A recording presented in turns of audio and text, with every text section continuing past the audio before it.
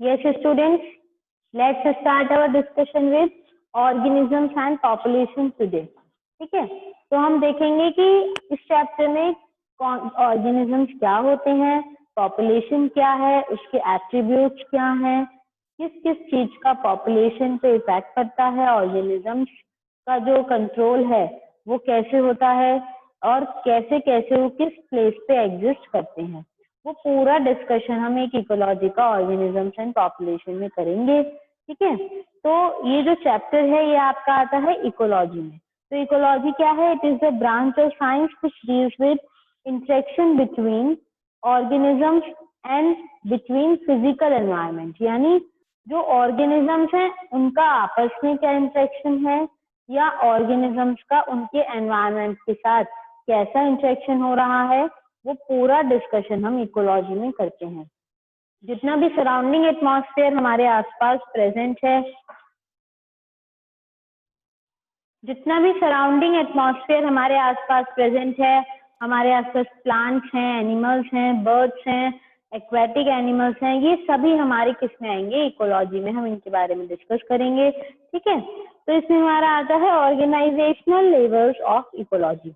तो इसमें हम सबसे पहले बात करेंगे ऑर्गेनिज्म। तो लिविंग कंपोनेंट ऑफ एनवायरनमेंट, किसी भी एनवायरनमेंट का जो पूरा लिविंग कंपोनेंट होगा उसको आप ऑर्गेनिज्म कहेंगे। तो ecology at the organismic level is physiological ecology, यानी जिस इकोलॉजी को हम ऑर्गेनिजम्स के अकॉर्डिंगली स्टडी करते हैं, डिस्कस करते हैं, उसको आप फिजियोलॉजिकल इकोलॉजी कहते हैं, which reveals how different organisms are adapted to their environment, यानी कैसे अलग अलग ऑर्गेनिजम्स अडेप्ट करते हैं अपने एनवायरनमेंट में, अपने आसपास के सराउंडिंग में, कैसे अडेप्टेशन करते हैं, कैसे उनके अंदर चेंजेस आते हैं, उनको आप पूरा कहते हैं। The organism is the smallest level of ecological hierarchy, जो हमारी पूरी इकोलॉजिकल हायरार्की है, लेवल है डिस्कशन का। हायरार्की में हम डिस्कशन का लेवल देखते हैं, जैसे हमने हायरार्की ऑफ क्लासिफिकेशन पढ़ा है, kingdom, phylum, class, order, family, genus, species, ये हमारा हायरार्की ऑफ क्लासिफिकेशन था। तो इसी तरीके से जो हमारी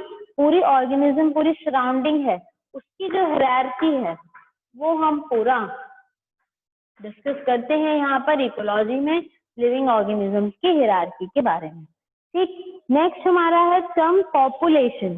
तो population is defined as sum total of all individuals of a species in a specific geographical area, यानी किसी भी पर्टिकुलर एरिया में कितनी पॉपुलेशन एग्जिस्ट करती है, उसकी एग्जिस्टेंस किस पे डिपेंड करती है? सराउंडिंग एटमॉस्फेयर पे। तो उस पूरी सम टोटल ऑफ ऑल इंडिविजुअल्स को आप पॉपुलेशन कहेंगे। फिर है आपकी स्पीसीज, यानी प्रजातियां कितनी हैं, किसी भी पॉपुलेशन के अंदर कितनी प्रजाति एग्जिस्ट कर रही हैं, कितनी स्पीसीज एग्जिस्ट कर रही हैं, उसको आप स्पीसीज कहेंगे।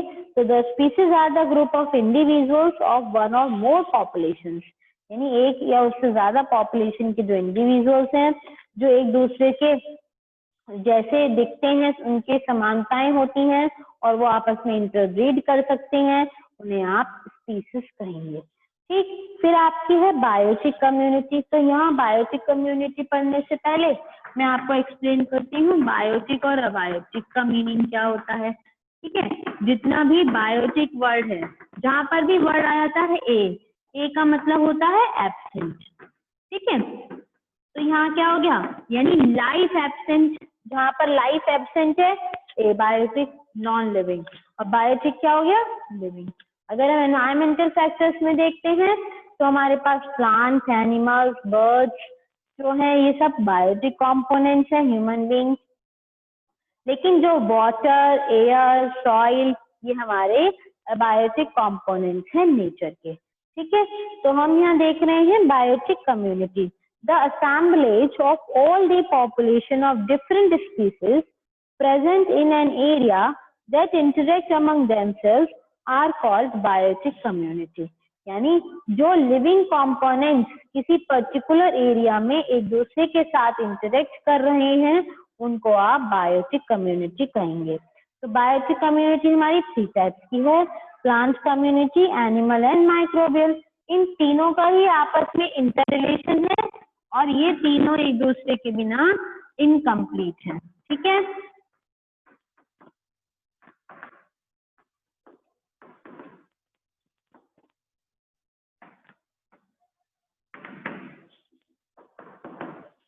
Animal community, plant community and microbial community. सारे प्लांट्स हमारी एनिमल कम्युनिटी में एग्जिस्ट करेंगे, ठीक है, सॉरी प्लांट्स हमारे प्लांट्स कम्युनिटी में एग्जिस्ट करेंगे, एनिमल्स एनिमल कम्युनिटी में, और जितने भी माइक्रोब्स हैं, माइक्रो ऑर्गेनिजम्स हैं, वो सभी हमारे माइक्रोबियल कम्युनिटी में एग्जिस्ट करेंगे।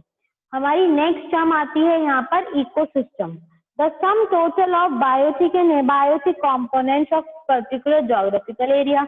अभी मैंने आपको क्या बताया, हमने बायोटिक और एबायोटिक पढ़े सबसे पहले, तो इनका जो टोटल है ये पूरा हमारा किसमें आ जाता है, इकोसिस्टम में, जिसमें हम बायोटिक और एबायोटिक दोनों कंपोनेंट्स का जो सम टोटल है वो हम इकोसिस्टम में पढ़ेंगे, ठीक है।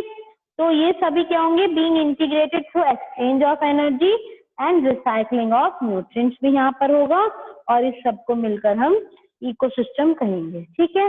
फिर आता है हमारे पास टर्म बायोम, बहुत इंपॉर्टेंट टर्म है, बायोम के ऊपर आपको बोर्ड में भी क्वेश्चन मिल जाता है, ठीक है। तो बायोम हमारा क्या टर्म है, large unit of environment consisting of major vegetation type, यानी जो हमारे यहाँ की मेजर वेजिटेशन है, ठीक है, जो हमारे यहाँ की ग्रीनरी है, ग्रासेस हैं या क्रॉप फील्ड्स हैं, सारा वेजिटेशन जो आता है वो हमारा बायोम में आता है, और and it's associated fauna in a specific climatic zone. हमारे पास दो टर्म्स होती हैं, flora and fauna. Flora is related to plants and fauna is related to animals. तो जितना भी वेजिटेशन है और उससे जुड़ा हुआ एनिमल है, अब एनिमल वेजिटेशन से कैसे जुड़ेगा, बहुत सारे तरीके से जुड़ेगा, ठीक है। उनका रिलेशन कैसे रहेगा आपस में, एक तो ये रहेगा कि जितने भी प्लांट्स हैं हमारे वो डिपेंड करते हैं अपने पॉलिनेशन के लिए एनिमल्स पे। जिन जो फ्लावरिंग प्लांट्स हैं उनका पॉलिनेशन एनिमल्स के थ्रू होगा, ठीक है, और उसके लिए डिपेंड करेंगे, और उन्हें उसी से खाद भी मिलेगा, जो उनका एनिमल का एक्सक्रीटरी वेस्ट है वो बहुत अच्छा ऑर्गेनिक मैटर है, जो नेचुरल मैन्योर का काम करता है प्लांट्स के लिए, और जो एनिमल्स हैं वो अपनी फूड हैबिटेट्स के लिए प्लांट्स पे डिपेंडेबल है। तो इन दोनों का आपस में रिलेशन, वेजिटेशन का और हमारे आसपास की फौना का, उस पूरे को हम बायोम कहते हैं, ठीक। फिर आपके पास आता है बायोस्फीयर। बायोस्फीयर तो आपको नाम से समझ में आ रहा होगा, बायो मीन्स लाइफ, और स्फीयर यानी पूरी हमारी एक तरीके से अर्थ की स्टडी हम यहाँ जब कर रहे हैं तो हम इसको क्या कहेंगे, biosphere. All the ecosystem of world are collectively called as biosphere. फिर है आपका निके, ये बहुत अच्छा टर्म है, सेल्फ एक्सप्लेनेटरी नहीं है, ठीक है। क्यों नहीं है, क्योंकि हमें जनरली अगर हम एकदम से वर्ड पढ़ते हैं निके, या हम वर्ड पढ़ते हैं इकोलॉजिकल निके, तो हम इससे आइडिया नहीं लगा पाते हैं कि एक्चुअल में निके क्या है, ठीक है। तो हमें यहाँ इसके एक्सप्लेनेशन की जरूरत पड़ती है, निके क्या है देखेंगे। इकोलॉजिकल निके of an organism represent range of condition परिस्थिति आसपास की, रेंज क्या है, वेरिएबिलिटी कितनी है उस परिस्थिति में, कम ज्यादा, इस पूरी रेंज को जो टॉलरेट कर सकता है, और द रिसोर्स इट यूटिलाइजेस, जितने भी रिसोर्सेज को यूटिलाइज कर रहा है, वो पर्टिकुलर कंडीशंस, उसका फंक्शनल रोल हमारे इकोलॉजिकल सिस्टम में निके कहलाएगा, ठीक। Each species occupies a distinct निके, हर पर्टिकुलर स्पीसीज का निके अलग होगा। जैसे हम लोग है ना, ह्यूमंस में भी हमारा जो रहन सहन है एनवायरमेंटल कंडीशंस के अकॉर्डिंग, हर पर्टिकुलर एरिया में, ट्रॉपिकल एरियाज में चले जाएं हम, या आसपास हम किसी अलग स्टेट में जाएं, तो सब जगह का क्या होगा, रहने का तरीका हमारे एनवायरमेंट पे डिपेंड करेगा। तो इसी पूरे प्रोसेस को आप क्या कहते हैं, निके। दोबारा से इसकी डेफिनेशन सुनेंगे। इकोलॉजिकल निके of an organism represent range of condition that it can tolerate, ठीक है। The resources it utilize, कौन से resources utilize कर रहा है, and its functional role in the ecological system. So each species occupies a distinct niche, her species की अलग niche होती है, and no two species occupy the same niche, क्योंकि अगर दो पर्टिकुलर स्पीसीज एक ही निके में लाई करने लगेंगी तो उनके बीच में बहुत ज्यादा म्यूचुअल फाइट बढ़ जाएगी। उनका जो पर्टिकुलर एरिया ऑक्यूपाई है वो फाइट करने लगेंगी एक ही एरिया पे दो, ठीक है। तो इसलिए क्या होता है, हमेशा अलग अलग स्पीसीज अलग अलग निके में ही एग्जिस्ट करती हैं। तो ये हमारी टर्मिनोलॉजी थी जो हमारी इस चैप्टर से रिलेटेड थी, ठीक है। चलिए बेटा,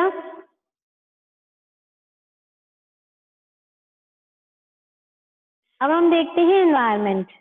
एनवायरनमेंट क्या है, जो हमारे आसपास जितना भी एनवायरनमेंट है, जितना भी सराउंडिंग एटमॉस्फेयर है, प्लांट्स हैं, एनिमल्स हैं, एग्जिस्टेंस है, बायोडाइवर्सिटी है, ठीक है, टेम्परेचर है, ये सब चीजें, टेम्परेचर, प्रेशर, रेनफॉल, वो सब हम किसमें पढ़ेंगे, अपने एनवायरनमेंट में देखेंगे। तो environment is refer to the sum total of physical and biotic conditions. Physical conditions में हमारी रेनफॉल आ गई, सनलाइट आ गई, वाटर की अवेलेबिलिटी आ गई, और बायोटिक कंडीशंस में हमारे लिविंग जितने भी कंडीशंस हैं जिसमें हमारे प्लांट्स और एनिमल्स आ गए, ह्यूमंस आ गए, इन सब का हमारे सर्वाइवल पे या हमारे रिप्रोडक्शन पे क्या इफेक्ट पड़ता है, ये सब कुछ ऑल ओवर हमारा एनवायरनमेंट कहलाता है, ठीक। तो डिफरेंट सीजन्स होते हैं हमारे पास, गर्मी होती है, सर्दी, समर, विंटर, रेनी सीजन होते हैं, ठीक है। तो ये सब क्यों होते हैं, क्योंकि हमारे अर्थ के रोटेशन की वजह से, ठीक है। तो हम देखेंगे rotation of earth around the sun, इस वजह से हमारे यहाँ सीजन्स होते हैं। और tilting the earth on its axis, जो हमारी अर्थ अपनी एक्सिस पे होती है वो कुछ समवॉट टिल्टेड होती है, तो इस टिल्टेडनेस की वजह से हमारे पास क्या होते हैं, सीजन्स एग्जिस्ट करते हैं, ठीक है, या डे और नाइट एग्जिस्ट करते हैं, ठीक। The major biomes of world include desert, grassland, rain forest and tundra. ये चार हमारे पास मेजर बायोम्स हैं। बायो मैंने अभी आपको एक्सप्लेन किया था कि हमारे जितने भी जो बायोलॉजिकल जितना भी एटमॉस्फेयर प्रेजेंट है हमारे आसपास, जिसमें हमारी एक पूरी बड़ी यूनिट आती है, मेजर वेजिटेशन टाइप की आती है, जिसमें हमारे फौना के साथ वेजिटेशन का क्या रिलेशन है, तो वो हमारे पास चार हैं हमारे पास मेजर बायोम। डेजर्ट, जिसमें हमारे सारे रेगिस्तान आ गए, ग्रासलैंड आ गए, रेन फॉरेस्ट आ गए और टुंड्रा आ गए, ठीक। फिर हमारे पास है फॉर्मेशन ऑफ डिफरेंट बायोम्स। अब फॉर्मेशन जो हो रहा है डिफरेंट बायोम्स का, वो किसकी वजह से है, annual variation in intensity. Light जो है, सनलाइट इंटेंसिटी उसको बोलेंगे, उसका वेरिएशन होना, ठीक है, कम होना या ज्यादा होना। And duration of temperature, temperature का जो ड्यूरेशन है, कितना ज्यादा टेम्परेचर है या कम टेम्परेचर है, कितनी, जैसे हम कह रहे हैं ना कि गर्मियों में दिन बड़े होते हैं, तो वहां क्या है, इंटेंसिटी ज्यादा हो गई, टेम्परेचर दिन में ज्यादा रहेगा, गर्मी रहेगी। लेकिन सर्दियों में क्या है, दिन छोटे होते हैं, वहां सनलाइट या डे का ड्यूरेशन कम है, इंटेंसिटी कम है, जल्दी रात हो जाती है, ठीक है, अंधेरा होने लगता है। तो इनके ऊपर हमारा फॉर्मेशन डिपेंड करेगा। फिर हमारा डिपेंड करेगा एनुअल वेरिएशन इन प्रेसिपिटेशन, यानी जो बारिश है वो कितनी रेट से हो रही है किस जगह पर, उस पर भी डिपेंड करेगा हमारा डिफरेंट बायोम्स का फॉर्मेशन। फिर हम देखेंगे जो the above annual variation together with annual variation in precipitation forms major biome, यानी जो एनुअल वेरिएशन है और एनुअल वेरिएशन है प्रेसिपिटेशन का, इनका आपस में लिंक बनाएगा एक मेजर बायोम। तो बायोम्स डेजर्ट, रेन फॉरेस्ट या टुंड्रा हो सकते हैं, ठीक है। रीजनल एंड लोकल वेरिएशन जब हम देखते हैं हर बायोम में, वो अलग अलग हैबिटेट्स के अकॉर्डिंगली होता है। Yes, our next topic is components of ecosystem, यानी जो भी हमारा इकोसिस्टम है उसके क्या क्या कंपोनेंट्स हमारे सराउंडिंग में एग्जिस्ट करते हैं। So we have already discussed that there are two basic components of ecosystem.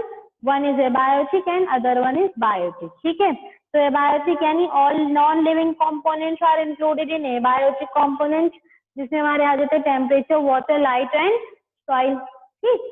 तो हमारा क्या है, जो टेम्परेचर की एग्जिस्टेंस है, टेम्परेचर बहुत इंपॉर्टेंट रोल प्ले करता है लिविंग ऑर्गेनिजम्स की एग्जिस्टेंस में। तो टेम्परेचर, वाटर, लाइट और सॉइल, सनलाइट और सॉइल, इनकी अवेलेबिलिटी हमारी एबायोटिक कंपोनेंट है। और बायोटिक में हमारे पैथोजेंस आ गए, पैथोजेंस, डिसीज कॉजिंग ऑर्गेनिजम्स, इनका बहुत बड़ा रोल है।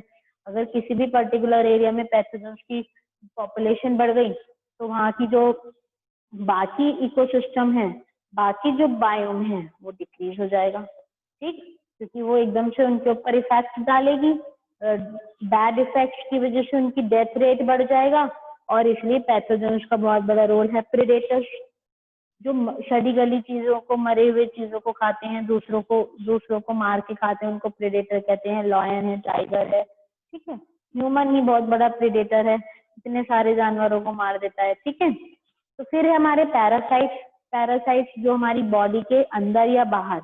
एक्टोपैरासाइट्स क्या होते हैं, जो बॉडी के बाहर रह के नुकसान पहुंचाते हैं। एंडोपैरासाइट जो बॉडी के अंदर रहकर नुकसान पहुंचाते हैं, हार्मफुल करते हैं। अपना उनका जो बेनिफिट होता है उनका अपना होता है, और दूसरे जिसके ऊपर रहते हैं पैरासाइट, उसको वो नुकसान पहुंचाते हैं, उसके लिए हार्मफुल होते हैं। और फिर है हमारा बायोटिक कंपोनेंट कॉम्पिटिशन, जो सबसे ज्यादा इम्पोर्टेंट है। कॉम्पिटिशन यानी दो इंडिविजुअल्स का आपस में किसी पर्टिकुलर एरिया के लिए, फूड के लिए, या किसी भी चीज के लिए जब कंपटीशन एग्जिस्ट करता है तब आप उसको बायोटिक कंपोनेंट में कॉम्पिटिटर्स कहते हैं, ठीक है। तो अब हम आगे पढ़ते हैं मेजर एबायोटिक फैक्टर्स, जिसमें हमारा सबसे पहला है टेम्परेचर। तो टेम्परेचर क्या है, most ecological relevant environmental factor, सबसे ज्यादा इम्पोर्टेंट फैक्टर है। ये सीजनली देखा जाता है कि जो एवरेज टेम्परेचर है लैंड के ऊपर वेरी करता है, कहीं कम, कभी कम रहता है, कभी ज्यादा।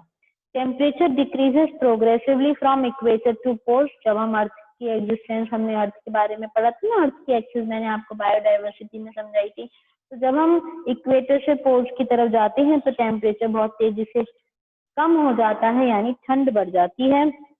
और प्लेन से जब हम टॉप पे जा रहे हैं, यानी प्लेन एरिया से, लैंड एरिया से पहाड़ों की तरफ जा रहे हैं, तब भी हमारा टेम्परेचर कम हो जाता है, ठीक है। और जो रेंज है टेम्परेचर की, वो वेरी करती है सब जीरो से लेके पोलर एरियाज को। सब zero level in polar area यानी ग्रेटर देन 50 डिग्री सेल्सियस रहता है, and at a high altitude in tropical desert in summer. गर्मियों में अगर हम बात कर रहे हैं तो वो हाई एल्टीट्यूड से ज्यादा रहता है। और temperature can affect the kinetics of enzyme, बहुत इंपॉर्टेंट, आप केमिकल काइनेटिक्स केमिस्ट्री में चैप्टर 4 आपने पढ़ा होगा। तो जो पूरी वो काइनेटिक्स है एंजाइम की, यानी रेट ऑफ रिएक्शन, जो वो उनका रेट ऑफ रिएक्शन इंक्रीज करना, डिक्रीज करना, मॉडरेट करना, इंटरमीडिएट स्टेज में लाना, rate of reaction per unit time देखना, product formation per unit time, reactant का रिएक्शन होना, रिएक्टेंट का पर यूनिट टाइम, ये सब कुछ जो पूरी एंजाइम काइनेटिक्स है उसके ऊपर टेम्परेचर का इफेक्ट है। वहां आपने अच्छे से देखा भी होगा। And through its basal metabolism and other physiological function of organism, all organisms tolerating the high rate of temperature is called यूरिथर्मल। जितने भी organism high range of temperature को टॉलरेट कर लेते हैं उनको आप यूरिथर्मल के नाम से जानते हैं, ठीक है। जैसे कि इसमें साइक्लोप्स आ जाते हैं, artemia, toad lizard, and organism which can tolerate narrow range of temperature are called stenothermal, ठीक है। जो टेम्परेचर को सहन नहीं कर सकते ज्यादा उनको आप स्टेनोथर्मल कहते हैं, और जो टेम्परेचर को बहुत सहन कर लेते हैं उनको आप यूरिथर्मल कहते हैं। टेम्परेचर सहन करना या ना करना किस पे डिपेंड करेगा, बॉडी की सेल वॉल की थिकनेस पे डिपेंड करेगा, ठीक है। लेकिन एनिमल्स के अंदर वो प्लाज्मा मेम्ब्रेन पे भी डिपेंड करेगा, ठीक। तो हम देखेंगे आगे level of thermal tolerance of different species determine there geographical distribution, ठीक है।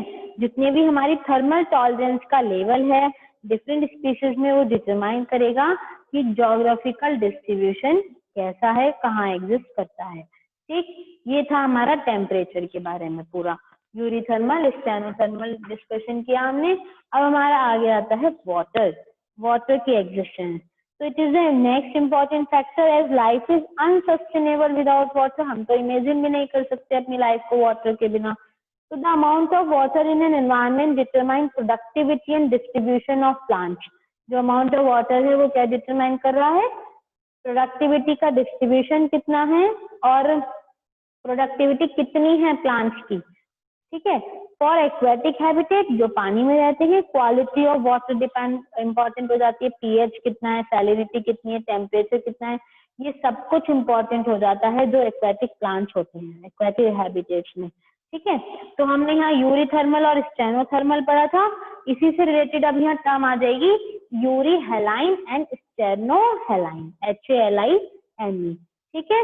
तो जो वाइड रेंज ऑफ सैलिनिटी को टॉलरेट कर लेती हैं, ज्यादा नमक नमकीन पानी को भी टॉलरेट कर लेते हैं, उनको यूरी हेलाइन कहते हैं, जैसे कि migratory fishes like hilsa salmon ये टॉलरेट कर सकते हैं। लेकिन जो ऑर्गेनिज्म कम सैलाइन को टॉलरेट करते हैं उनको स्टेनोहेलाइन कहते हैं, ठीक है। Fresh water forms can not live in sea water, क्योंकि सी वाटर नमकीन होता है, खारा पानी होता है, तो जो जानवर या पेड़ पौधे यानी कोई भी एक्वेटिक प्लांट्स या एनिमल जो फ्रेश वाटर में रहते हैं वो कभी भी सी वाटर में सरवाइव नहीं कर सकते ऑस्मोटिक प्रॉब्लम्स की वजह से, क्योंकि उनके अंदर बहुत तेजी से वाटर का मूवमेंट बाहर की तरफ होने लगेगा अगर बाहर नमकीन पानी होगा, क्योंकि उनकी बॉडी विदस्टैंड नहीं कर सकती उसको। नेक्स्ट है हमारा इम्पोर्टेंट टॉपिक लाइट, ठीक। तो light is important because autotrophs, हम तो सभी जानते हैं कि सनलाइट का तो हमारी लाइफ में बहुत ही इम्पोर्टेंट रोल है, हम डायरेक्टली या इनडायरेक्टली सनलाइट पे डिपेंड करते हैं। सनलाइट एक पेड़ ने एब्जॉर्ब करी, अपना फूड प्रिपेयर किया, हमने उस पेड़ को खा लिया, तो हमें इनडायरेक्टली धूप भी मिल गई उससे, ठीक है। तो लाइट पे हमारी बॉडी सभी की बहुत ज्यादा डिपेंडेबल होती है फोटोसिंथेसिस के लिए, और ऑक्सीजन भी हमें उसी प्रोसेस से मिलती है। जितने भी स्मॉल प्लांट्स हैं जैसे हर्ब्स हैं या श्रब्स हैं वो फोटोसिंथेसिस कर सकते हैं बहुत ही लो लाइट कंडीशंस में, ठीक है, क्योंकि वो ओवरशैडोड होते हैं ना, उनके ऊपर बड़े बड़े पेड़ों की परछाई होती है, यानी ज्यादा धूप नहीं आती, फिर भी वो अपना फोटोसिंथेसिस कर सकते हैं। तो plant depend on sunlight to meet their photoperiodic requirement for flowering. तो हम जानते हैं कि धूप का बहुत इंपॉर्टेंट रोल है फ्लावरिंग में भी, उनका जो पूरा फोटो पीरियड है वो उस पर डिपेंड करेगा। और फॉर मैनी एनिमल लाइट जो है वो इम्पोर्टेंट है, in that they use a diurnal and seasonal variation in light intensity, यानी जो माइग्रेशन है, रिप्रोडक्शन है, वो सब कुछ डिपेंड करेगा लाइट की इंटेंसिटी पे। डीप सी में अगर हम देखें, बिल्कुल समुद्र के नीचे तल पे बॉटम में जो रहते हैं एनिमल्स जैसे एंगलर फिशेस रहती हैं, तो उनका इतना ज्यादा इफेक्ट नहीं पड़ता उनके ऊपर, ठीक है, क्योंकि वो तो उन्हें तो डायरेक्ट सनलाइट मिलती ही नहीं है। लेकिन हाँ, उनकी जो हैबिटेट है, एनवायरनमेंट है, उसका उनके ऊपर इफेक्ट पड़ेगा और उस एनवायरनमेंट के ऊपर सनलाइट का इफेक्ट पड़ेगा। फिर हमारा लास्ट बायोटिक कंपोनेंट है सॉइल। तो nature and properties of soil very with different place, अलग अलग जगह पे अलग होगी। और ये बनती कैसे है, सॉइल का फॉर्मेशन कैसे होता है, वेदरिंग ऑफ रॉक्स, ठीक है। जो चट्टानें होती हैं बड़ी बड़ी, उनका ब्रेक डाउन होता है, उनके ऊपर धूप, बारिश, प्रेशर, टेम्परेचर सबका इफेक्ट पड़ता है, वो टूटती हैं और घूम के रोटेट होके जब वो पहाड़ों से नीचे आती हैं, प्लेन्स तक पहुंचते पहुंचते they are transformed into soil, ठीक है। तो the nature and properties depend on weathering process. जो कैरेक्टरिस्टिक है वो क्या है, सॉइल की कंपोजिशन की, उस मिट्टी के अंदर क्या क्या है, ग्रेन साइज, उसके अंदर जो ग्रेन्स प्रेजेंट है उनका साइज छोटा है, बड़ा है, वो इकट्ठे हुए हैं, अलग अलग हैं। पर्कोलेशन कितना है, उनके अंदर छेद कितनी क्वांटिटी में है उस मिट्टी में, या फिर उसकी वाटर होल्डिंग टेंडेंसी कितनी है कि वो पानी को कितने लंबे टाइम तक अपने साथ रोक के रख सकती है, ठीक है। और जो वेजिटेशन है किसी भी एरिया में डिटरमाइन करेगी सॉइल पैरामीटर, जैसे पीएच है, मिनरल कंपोजिशन है या टॉपोग्राफी, इन सभी के ऊपर हमारी सॉइल का इफेक्ट पड़ता है।